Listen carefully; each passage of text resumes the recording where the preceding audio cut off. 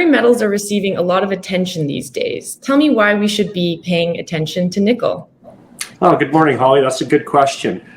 Nickel is an important component in lithium-ion batteries because it is the part of a cathode that holds the electrons that are released through through lithium into the anode. So nickel is something that people are looking at because it can hold more atoms than other metals, which gives lithium-ion batteries and EVs the range that they're looking for. Can you talk about EV battery production in North America versus what's happening in Europe and China? Yeah, absolutely. So EV battery production in North America is very limited. Aside from Tesla and Panasonic, the Gigafactory that they have, there's no real significant EV battery production in North America because North America has been a little bit late in adopting EVs aside from Tesla. China is the world leader in EV battery production, and I believe they produce 60 or 65% of all the EV batteries in the world. And Europe has really started to accelerate their EV battery production because European countries have adopted this carbon neutral, no internal combustion engine policy fast. So a lot of companies are starting to invest in EV battery production in Europe. So really you've got China the leader and Asia the leader, and you've got Europe coming up very quickly and they're installing capacity. And I think the United States, North America is probably the third in line, but I expect that the US with their announcements will probably start ramping up their production capacity too. If HPAL projects have poor economics at current prices, why are the Chinese still building them?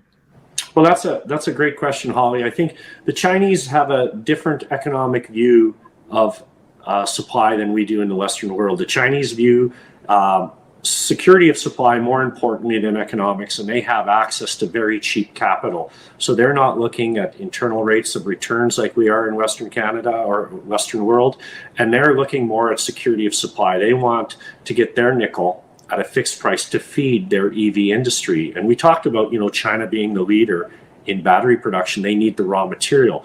And this is very similar to what they did for stainless steel. When China took the lead in stainless steel production, they locked up a lot of nickel in the form of nickel pig iron plants where they had cheap investment and they got the nickel at a fixed price. They're doing the same thing now. They're not looking at the economics. They're not looking at selling the nickel on the market like Western world is. They're looking at securing the nickel at a fixed price to feed their industry, and they'll make their profit on the final product, whether it be the battery or the car. So that's their difference in how they view it. They're very strategic and long-term, and they don't look at short-term economics. How exactly do you plan on being the first carbon neutral nickel mine? And how would this impact the economics of Turnagain? Oh, thanks, Holly. So Turnagain has an advantage with its location in northern BC. It's close to hydroelectric power in the relative sense. And northern BC has an abundance of hydroelectric power, which is very low in carbon generation, CO2 generation. So we plan to access hydroelectric power to our site. It is going to be expensive. It's going to impact our capital cost, but we believe it's an investment worthwhile in order for us to achieve carbon neutrality. That's part of the equation. The other part of the equation is the material, the resource that Turnagain has. It's a nickel sulfide material that is high in silicates. And this is unique to Turnagain and some other mines around the world that have demonstrated this. We expect that when we mine this material and liberate the nickel sulfide for our product, the remaining material will be a silicate material, which is very reactive to carbon dioxide from the atmosphere. And what we're seeing, and what Dr. Greg Dipple from UBC is proving for us, is that these silicate materials absorb CO2 from the atmosphere and they turn into carbonate materials in our tailings. They absorb a lot of CO2, and that CO2 is locked up for geological timescales. So we're talking about hundreds of millions of years that the CO2 will be locked up. So that's how we plan on achieving carbon neutrality.